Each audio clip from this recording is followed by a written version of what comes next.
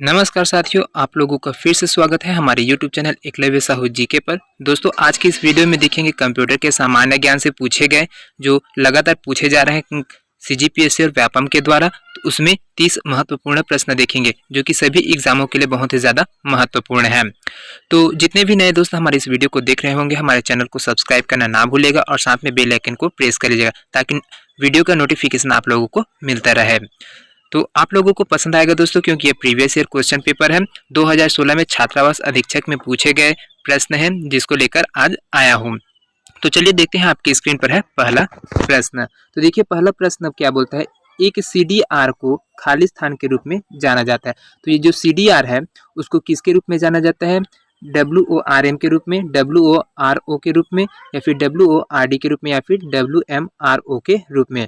तो इसका सही क्या हो जाएगा? जो सीडीआर है, सीडीआर रोम है ना, रोम है, उसको किसके फॉर्मेट में जाना जाता है? तो आपको ऑप्शन ए बिल्कुल सही हो जाएगा, WORM के रूप में इसको जाना जाता है। चलिए अगला क्वेश्चन देखते हैं। अगला क्वेश्चन है बहुत ही महत्वपूर्ण प्रश्न है दोस्तों ये। तो देखिए, एक स्ट्रीम के प्लेबैक में जो विलंब होता है वह कहलाता है। मतलब आप लोग यूट्यूब में या फिर कहीं पर भी स्ट्रीम कर रहे हैं, है ना, मतलब लाइव जा रहा है, तो उसमें स्ट्रीम के शुरू होने से पहले जो विलंब होगा, मतलब प्लेबैक करने में विलंब होता है, देरी होता है, उसको क्या कहा जाता है? स्ट्रीम डिले बोला जाता है, या फिर प्लेबैक डिले बोला जाता है, फिर जिटर बोला जाता है, फिर इवेंट डिले बोला जाता है। तो जो विलंब होगा दोस्तों वो आपका जिटर कहलाएगा। ऑप्शन सी बिल्कुल सही हो जाएगा, जो कि स्ट्रीम प्लेबैक में जो विलंब होता है उसको जिटर के रूप में जाना जाता है। चलिए अगला क्वेश्चन देखते हैं। अगला प्रश्न है, निम्न में से कौन सा ऑपरेटिंग सिस्टम नहीं है? यहाँ पर जो ऑप्शन दिए उसमें से ऑपरेटिंग सिस्टम कौन सा नहीं है वो चीज़ देखना है। Unix, Windows, Apple, Linux. तो कौन सा नहीं है? आपका ऑप्शन ए है दोस्तों, और ऑप्शन सी आपका बिल्कुल सही हो जाएगा। एप्पल है, वो एक कंपनी का नाम है। बाकी यूनिक्स, विंडोज और लाइनक्स ये सभी चीज़ ऑपरेटिंग सिस्टम्स है, लेकिन एप्पल है वो अमेरिकी कंपनी का नाम है। चलिए अगला क्वेश्चन देखते हैं। अगला प्रश्न है आप लोगों का, विंडोज और डॉस ऑपरेटिंग सिस्टम के बीच मुख्य अंतर खाली स्थान की योग्यता है। विंडो और डॉस ऑपरेटिंग सिस्टम के बीच में जो मुख्य अंतर है उसको क्या बोला जाता है? मल्टीटास्कर बोला जाता है, स्पीड अप बोला जाता है, फिर रन ए प्रोग्राम बोला जाता है, या फिर उपरोक्त में से कोई नहीं बोला जाता है। तो ये क्या चीज़ आ जाएगा दोस्तों? यहाँ पर इसका आंसर विंडो और जो डॉस है उसके ऑपरेटिंग सिस्टम दोनों है उसके बीच में जो अंतर है, डिफरेंस आएगा, वो क्या आ जाएगा? मल्टीटास्क हो जाएगा। ये इसकी योग्यता है, जो मुख्य अंतर है वो मल्टीटास्किंग की जो योग्यता है वो चीज़ है। चलिए अगला क्वेश्चन देखते हैं। अगला प्रश्न है, निम्नलिखित में से कौन सा सर्च इंजन विशेषकर वैज्ञानिक सूचना के लिए लिए जाते हैं? तो यहाँ पर जो सर्च इंजन है ना, सर्च इंजन, उसमें जो वैज्ञानिक लोग जो जिस सर्च इंजन का उपयोग करते हैं उसको क्या बोला जाता है? कौन सा साइट है वो? गूगल है, या फिर साइरस है, या फिर याहू, या फिर अल्टाविस्टा है। तो कौन से साइट का उपयोग करते हैं ये सर्च इंजन के रूप में? तो इसका आ जाएगा आपका ऑप्शन भी बिल्कुल सही हो जाएगा।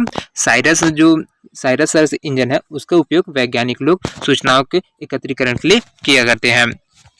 चलिए अगला प्रश्न देखते हैं। अगला प्रश्न है बहुत ही महत्वपूर्ण प्रश्न है, मल्टीमीडिया प्रेजेंटेशन के विषय वस्तु एवं उसके फ्लो की योजना को क्या कहते हैं?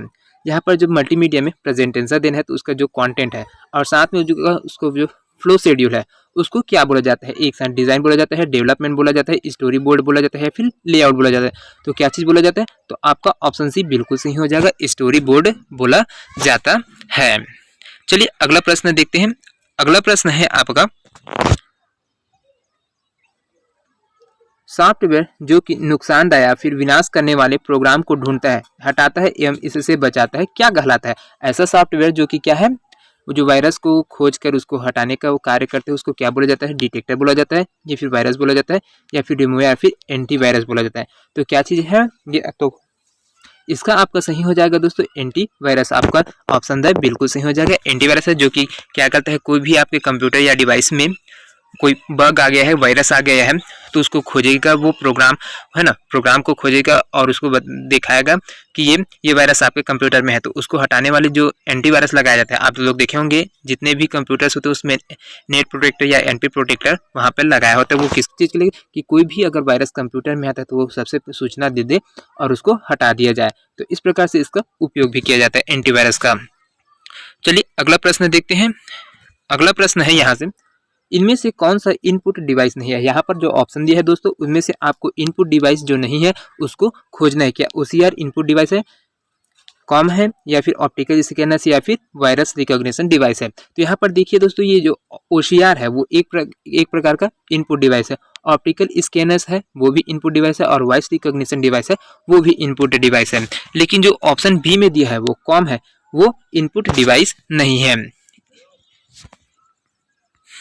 चलिए अगला क्वेश्चन देखते हैं। अगला क्वेश्चन है 9वां नंबर का प्रश्न है, बहुत ही महत्वपूर्ण है। अल्टा विस्ता का क्या अर्थ है। अल्टा विस्ता क्या है, एक ईमेल में भेजने वाला है, या फिर हार्डवेयर है, फिर सर्च इंजन, या फिर वीडियो मेकर प्रोग्राम है। तो इसका सही जवाब क्या हो जाएगा दोस्तों, आपका ऑप्शन सर बिल्कुल हो जाएगा। जो अल्टा विस्ता है वो क्या है, एक प्रकार का सर्च इंजन है जिसमें वेब पेज में रिसोर्स लोकेटर को खोजा जाता है ना, जिसके लिए आप सर्च करेंगे उस चीज को खोजने का कार्य करते हैं।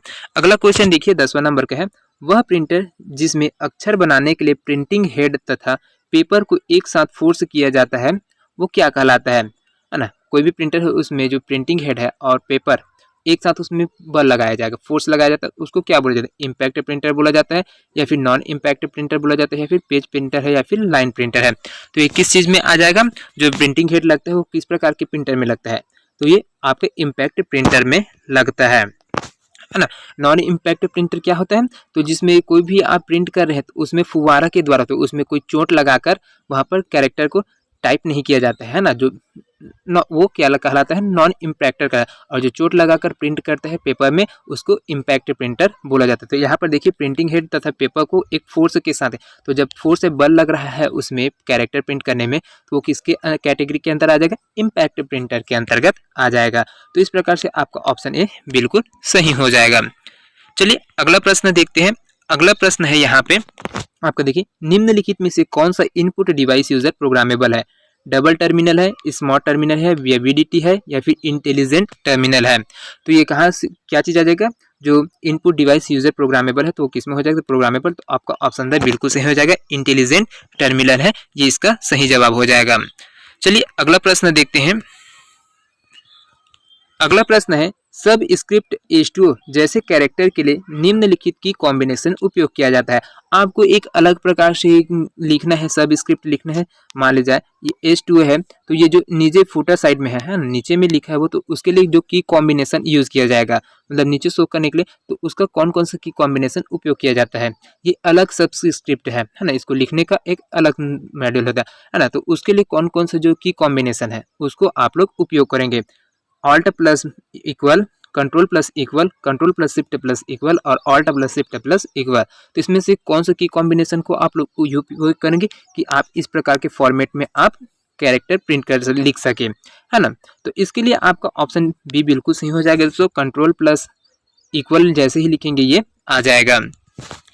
चलिए अगला प्रश्न देखते हैं। अगला प्रश्न है, MS वर्ड में स्पेल चेक करने के लिए किस फंक्शन की का उपयोग किया जाता है। यहाँ पर MS वर्ड है, MS office, Microsoft office word, उसमें जो स्पेल चेक करना है, स्पेलिंग चेक, तो उसके लिए कौन से फंक्शन की का उपयोग किया जाता है। F5 है, F6 है, F7 है, या फिर F8 है। तो किसका उपयोग किया जाता है, तो आपका ऑप्शन सा बिल्कुल सही हो जाएगा, F7 जैसे ही प्रेस करेंगे दोस्तों यहाँ पर, तो MS वर्ड में स्पेल चेक करने के लिए ऑप्शन आ जाएगा। चलिए अगला क्वेश्चन देखते हैं। 14वां नंबर का प्रश्न है, बहुत ही इंपॉर्टेंट प्रश्न है दोस्तों। तो निम्नलिखित में से कौन सा विंडोज वर्जन है ना, कौन सा विंडो वर्जन है जो 64 बिट प्रोसेसर को सपोर्ट करता है। यहाँ पर ऐसा वर्जन है जो 64 बिट प्रोसेसर को सपोर्ट करता है, उसमें विंडोज 2000 दिया है, विंडोज XP दिया है, विंडोज 98 दिया है, फिर विंडोज 95 दिया है।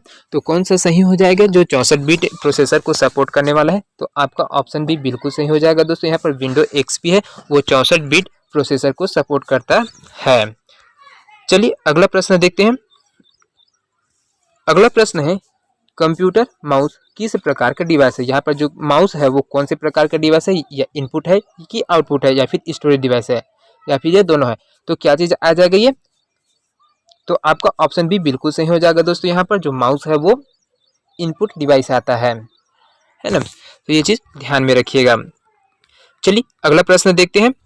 अगला प्रश्न है यहाँ पर, इनमें से कौन सा प्रिंटर ग्राफिक्स प्रिंट नहीं कर सकता है। यहाँ पर कौन सा प्रिंटर है जो ग्राफिक्स प्रिंट नहीं कर पाएगा, डिजिबल printer, page printer, thermal printer, या इंकजेट प्रिंटर। तो यहाँ पर देखिए दोस्तों, इसका सही आंसर हो जाएगा आपका ऑप्शन ए बिल्कुल सही हो जाएगा। डिजिबल प्रिंटर है वो एक प्रकार का कैरेक्टर प्रिंटर है जिसमें ग्राफिक्स को प्रिंट नहीं किया जा सकता, लेकिन पेज प्रिंटर, थर्मल प्रिंटर और इंक जेट प्रिंटर है वो दोनों प्रकार से प्रिंट कर सकते हैं। ग्राफिक्स भी प्रिंट कर सकता है और कैरेक्टर भी कर सकता है ना। तो इस प्रकार से आपका ऑप्शन ए बिल्कुल सही हो जाएगा। डिजिबल प्रिंटर है वो क्या है, हेड प्रिंट ही करता है, ग्राफिक्स नहीं कर सकते हैं, टेक्स्ट में ही करेगा वो। चलिए अगला देखते हैं। अगला प्रश्न है, moving picture expert group MPEG का उपयोग निम्नलिखित को कंप्रेस करने के लिए किया जाता है। तो यहाँ पर कंप्रेस करने के लिए किसका MPEG में उपयोग किस चीज़ के लिए किया जाता है, फिल्म्स के लिए, इमेजेस के लिए, ऑडियो के लिए या फिर वीडियो के लिए। तो किस चीज़ में किया जाए, मूवी पिक्चर एक्सपर्ट ग्रुप है, फुल फॉर्म क्या है, MPEG का फुल फॉर्म क्या है, मूवी पिक्चर एक्सपर्ट ग्रुप है। उसका उपयोग किस चीज़ को कंप्रेस करने के लिए किया जाता है, तो उसका उपयोग आपका ऑप्शन द बिल्कुल सही हो जाएगा, वीडियो को कंप्रेस करने के लिए किया जाता है। मतलब उसका जो MB है, फिर साइड है, बैकग्राउंड, ये सब चीज़ को कंप्रेस करना है, मिनिमाइज करना है। आप लोग देखे होंगे PDF जैसे ही बनाते हैं तो उसमें एक ऑप्शन रहता है कि कंप्रेस करना है, या फिर आप वीडियो भी शूट किए हैं उसको जो MB ज़्यादा हो गया है, आप लोग हाई क्वालिटी में यूज़ किए हैं तो उसको MB को कम करना है, तो किसको किया जाता है, कंप्रेस करना होता है। तो कंप्रेस करेंगे तो उसका जो MB है जितना ज़्यादा हाई क्वालिटी में बना है HD में, तो वो HD में है वो तो CD में आ जाएगा, DVD में, इस चीज़ का फॉर्मेट में आ जाता है। तो ये वही ऑप्शन होता है कंप्रेस करना, वीडियो को कंप्रेस करना। चलिए अगला क्वेश्चन देखते हैं। अगला क्वेश्चन है, माइक्रोसॉफ्ट का सर्च इंजन क्या है। यहाँ पर देखे होंगे दोस्तों, आप लोग मोबाइल में, फ़ोन में देखे होंगे या फिर कंप्यूटर में देखे होंगे, लेकिन सब में सर्च इंजन रहता है सर्च करने के लिए ना, एक सर्च इंजन होता है। तो उसी प्रकार से जो माइक्रोसॉफ्ट है उसमें का जो माइक्रोसॉफ्ट का सर्च इंजन है उसको क्या बोला जाता है, बिंग बोला जाता है, अल्टा विस्टा बोला जाता है, गूगल बोला जाता है, फिर इनमें से कोई नहीं। तो क्या आ जाएगा, माइक्रोसॉफ्ट का सर्च इंजन क्या है, तो आपका ऑप्शन ए बिल्कुल सही हो जाएगा, बिंग है जो माइक्रोसॉफ्ट का एक सर्च इंजन है। चलिए अगला क्वेश्चन देखते हैं। अगला क्वेश्चन है, इनमें से कुछ ऐसे क्षेत्र हैं जहां कंप्यूटर महत्वपूर्ण रोल अदा करता है। तो कौन कौन से क्षेत्र में कंप्यूटर का उपयोग है, शिक्षा के क्षेत्र में, विज्ञान के क्षेत्र में, स्वास्थ्य में या फिर उपयोगिता में। तो ये सभी क्षेत्र, शिक्षा के क्षेत्र में भी कंप्यूटर का बहुत ही ज़्यादा महत्वपूर्ण है उपयोग है दोस्तों, विज्ञान में तो और उससे ज़्यादा, और स्वास्थ्य वाला है उसमें भी, स्वास्थ्य विभाग डिपार्टमेंट है उसमें तो और ज़्यादा है। तो ये तीनों के लिए बहुत ही ज़्यादा महत्वपूर्ण है कंप्यूटर का होना। तो इस प्रकार से आपका ऑप्शन द बिल्कुल सही हो जाएगा। चलिए अगला क्वेश्चन देखते हैं। अगला क्वेश्चन है, खाली स्थान के उपयोग से डेटा एक बार से अधिक नहीं लिखा जा सकता है। तो क्या चीज़ में डेटा एक बार से अधिक नहीं लिखा जा सकता है, CD-RW में या फिर CDR में या फिर DVD या DVD-RW में या फिर फ्लैश ड्राइव में। तो किस में इसको नहीं लिखा जा सकते हैं, तो CDR में इसको एक बार से ज़्यादा नहीं लिख सकते हैं, है ना। कॉम्पैक्ट डिस्क रोम है उसमें एक बार से ज़्यादा नहीं लिख सकते हैं आप लोग कोई भी चीज़। चलिए अगला क्वेश्चन देखते हैं। अगला क्वेश्चन है, निम्नलिखित में से कौन सा logic family high speed operation के लिए उपयुक्त है। यहाँ पर TTL है, ECL है, EMOS है या फिर MOS है। तो इसका सही जवाब क्या हो जाएगा दोस्तों, यहाँ पर जो logic family high speed operator है उसको क्या उपयुक्त है, तो आपका ऑप्शन भी बिल्कुल सही हो जाएगा, ECL प्रकार का है। चलिए अगला क्वेश्चन देखते हैं, बहुत ही महत्वपूर्ण है दोस्तों, इसको 4 से 5 बार पूछा जा चुका है एग्जामों में। तो देखिए 1260 कंप्यूटर वायरस, 1260 कंप्यूटर वायरस है उसका वायरस का एक उदाहरण। तो किस वायरस का उदाहरण है ये, पॉलीमॉर्फिक का है, पॉलीमॉर्फिक वायरस का है या फिर मल्टीपर्टाइट वायरस है या फिर मैको वायरस है या फिर बूट सेक्टर वायरस है। तो किस प्रकार के ये वायरस है, तो आपका ऑप्शन ए बिल्कुल सही हो जाएगा, पॉलीमॉर्फिक टाइप का यह वायरस है। चलिए अगला प्रश्न देखते हैं। अगला प्रश्न है, किसी भी कंप्यूटर सिस्टम का ब्रेन मस्तिष्क होता है। क्या होता है, किसी भी कंप्यूटर सिस्टम का जो ब्रेन है वो क्या कहलाता है, कंट्रोल यूनिट कहलाएगा, CU कहलाएगा या ALU कहलाएगा या फिर स्टोरेज यूनिट कहलाएगा या फिर सेंट्रल प्रोसेसिंग यूनिट या फिर CPU कहलाएगा। तो क्या चीज़ कहलाता है, कंप्यूटर का जो ब्रेन है उसको क्या बोला जाता है, तो सेंट्रल प्रोसेसिंग यूनिट बोला जाता है, आपका सेंट्रल प्रोसेसिंग यूनिट आ जाएगा। यही पूरा कंप्यूटर के जितने भी निर्देश है, हर सूचनाओं का आदान प्रदान, ये सब चीज़ यही चीज़ संभालता है, क्यों, कौन, CPU। चलिए यहाँ से देखिए अगला क्वेश्चन है, एक स्प्रेडशीट में डाटा किस तरह व्यवस्थित किया जाता है। डाटा को किस प्रकार से, जो स्प्रेडशीट माइक्रोसॉफ्ट एक्सेल है उसमें जो स्प्रेडशीट बनाया तैयार है ना, उसमें डेटा तैयार कर रहे हैं तो उसको किस प्रकार से व्यवस्थित किया जाएगा, लाइन्स तथा स्पेस के रूप में या फिर लेयर तथा प्लेन्स के रूप में या फिर रो तथा कॉलम के रूप में। तो यहाँ पर देखिए ये रो हो गए और ये रो हो गए और ये कॉलम हो गए, है ना। तो ये दोनों इस प्रकार से व्यवस्थित होते जाएंगे, है ना। तो ये चीज़ ध्यान में रखिएगा। और ये जो दोनों के बीच में जो स्पेस में वर्कशीट बचेगा उसको बोला जाता है सेल। तो इस प्रकार से आपका ऑप्शन से बिल्कुल सही हो जाएगा दोस्तों। रो तथा कॉलम के रूप में स्प्रेडशीट में डेटा को व्यवस्थित किया जाता है। चलिए अगला क्वेश्चन देखते हैं। अगला क्वेश्चन है, बहुत ही महत्वपूर्ण प्रश्न है दोस्तों। बैंकर एल्गोरिथम का उपयोग किया जाता है। तो बैंकर एल्गोरिथम का उपयोग किस क्षेत्र में किया जाता है? डेडलॉक दूर करने के लिए, या फिर डेडलॉक की पहचान के लिए, या फिर डेडलॉक रोकने के लिए, या फिर डेडलॉक हल करने के लिए। तो इस क्या हो जाएगा? आपका ऑप्शन सी बिल्कुल सही हो जाएगा। यहाँ पर जो डेडलॉक है उसको रोकने के लिए बैंकर एल्गोरिथम का उपयोग किया जाता है। तो दोस्तों आज के सेशन में मात्र 25 प्रश्न लाया था, जो कि बहुत ही इंपॉर्टेंट है। कल इसमें और 25 प्रश्न देखेंगे जो कि बहुत ही ज़्यादा महत्वपूर्ण है। तो वीडियो कैसा लगा दोस्तों आप लोग कमेंट करके जरूर बताइएगा। साथ में जितने भी नए दोस्त हमारे इस वीडियो को देखे होंगे हमारे चैनल को सब्सक्राइब करना ना भूलिएगा। मिलते हैं नेक्स्ट वीडियो में दोस्तों, तब तक के लिए अलविदा। जय हिंद, जय Chhattisgarh. Thank you so much दोस्तों।